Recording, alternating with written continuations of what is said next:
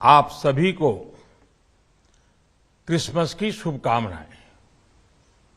हम इस वर्ष के अंतिम सप्ताह में हैं। 2022 बस आने ही वाला है। आप सभी 2022 के स्वागत की तैयारी में जुटे हैं, लेकिन उत्साह और उमंग के साथ ही ये समय सचेत रहने का भी है। आज दुनिया के कई देशों में कोरोना के नए वेरिएंट ओमिक्रॉन की वजह से संक्रमण बढ़ रहा है।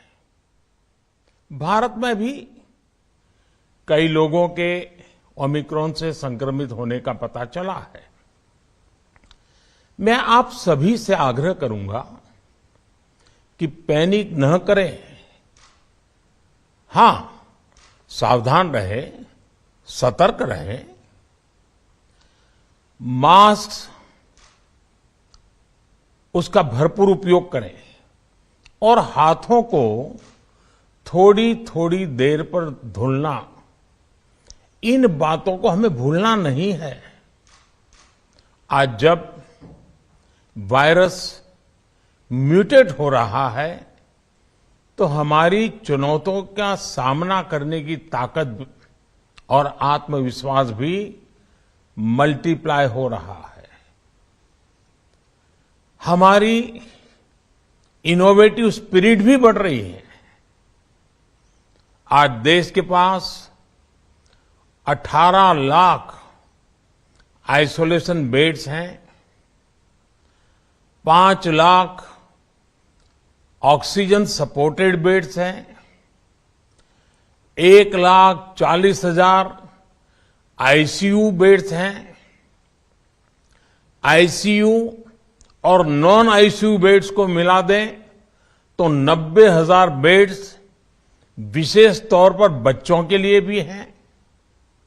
आज देश में 3,000 से ज्यादा पीएसए ऑक्सीजन प्लांट्स काम कर रहे हैं। 4 लाख ऑक्सीजन सिलेंडर्स देश भर में दिए गए हैं।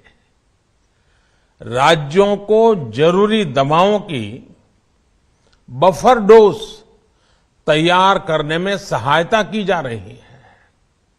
उन्हें पर्याप्त टेस्टिंग किट्स भी मुहैया कराई जा रही है।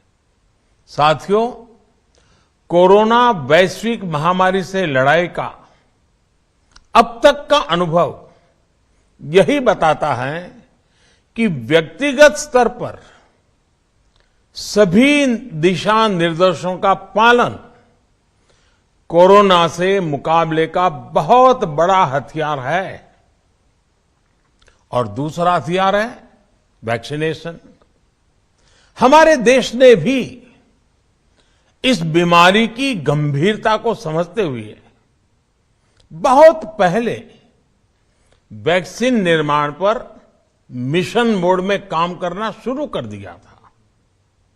वैक्सीन पर रिसर्च के साथ साथ ही approval processes, supply chain, distribution, training, IT support system, certification पर भी हमने निरंतर काम किया।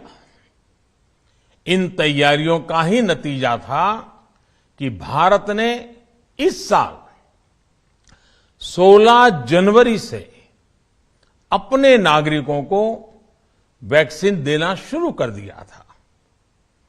ये देश के सभी नागरिकों का सामूहिक प्रयास और सामूहिक इच्छा शक्ति है कि आज भारत 141 करोड़ वैक्सीन डोज के अभूतपूर्व और बहुत मुश्किल लक्ष्य को पार कर चुका है। आज भारत की वयस्क जनसंख्या में से 61% से ज्यादा जनसंख्या को वैक्सीन की दोनों डोज लग चुकी हैं। इसी तरह वयस्क जनसंख्या में से लगभग 90% लोगों को वैक्सीन की एक डोज लगाई जा चुकी है। आज हर भारतवासी इस बात पर गर्व करेगा कि हमने दुनिया का सबसे बड़ा, सबसे विस्तारित और कठिन भौगोलिक स्थितियों के बीच इतना सुरक्षित वैक्सीनेशन अभियान चलाया। कई राज्य और विशेष तौर से टूरिज्म की दृष्टि से महत्वपूर्ण राज्य जैसे गोवा, उत्तराखंड, हिमाचल जैसे राज्यों ने 100% सिंगल डोज वैक्सीनेशन का लक्ष्य हासिल कर लिया है। आज देश के दूर सुदूर गांवों में जब 100% वैक्सीनेशन की खबरें आती हैं तो मन को संतोष होता है। यह प्रमाण है हमारे हेल्थ सिस्टम की मजबूती का, हमारी टीम डिलीवरी का, हमारे हेल्थ केयर वर्कर्स के डेडिकेशन और कमिटमेंट का, और देश के सामान्य मानवी के अनुशासन और विज्ञान में उनके विश्वास का। हमारे देश में जल्दी ही नेजल वैक्सीन और दुनिया की पहली डीएनए वैक्सीन भी शुरू होगी। साथियों, कोरोना के खिलाफ भारत की लड़ाई शुरू से ही वैज्ञानिक सिद्धांतों, वैज्ञानिक परामर्श और वैज्ञानिक पद्धति पर आधारित रही है। पिछले 11 महीने से देश में वैक्सीनेशन अभियान चल रहा है। देशवासी इसके लाभ भी महसूस कर रहे हैं। उनकी रोजमर्रा की जिंदगी सामान्य हो रही है। आर्थिक गतिविधियां भी दुनिया के कई देशों की तुलना में उत्साहजनक रही हैं। लेकिन साथियों, हम सभी जानते हैं कि कोरोना अभी गया नहीं है। ऐसे में सतर्कता बहुत जरूरी है। देश को सुरक्षित रखने के लिए, देशवासियों को सुरक्षित रखने के लिए हमने निरंतर काम किया है। जब वैक्सीनेशन शुरू हुआ तो उसमें भी वैज्ञानिक सुझावों के आधार पर ही ये तय किया गया कि पहली डोज किसे देना शुरू किया जाए, पहली और दूसरी डोज में कितना अंतराल हो, स्वस्थ लोगों को कब वैक्सीन लगे, जिन्हें कोरोना हो चुका है उन्हें कब वैक्सीन लगे, और जो कोमॉर्बिडिटी से ग्रस्त हैं उन्हें कब वैक्सीन लगे। ऐसे निर्णय लगातार किए गए और ये परिस्थितियों को संभालने में काफी मददगार भी साबित हुए हैं। भारत ने अपनी स्थिति परिस्थिति के अनुसार भारत के वैज्ञानिकों के सुझाव पर ही अपने निर्णय लिए हैं। वर्तमान में ओमिक्रॉन की चर्चा जोरों पर चल रही है। विश्व में इसके अनुभव भी अलग अलग है, अनुमान भी अलग अलग है।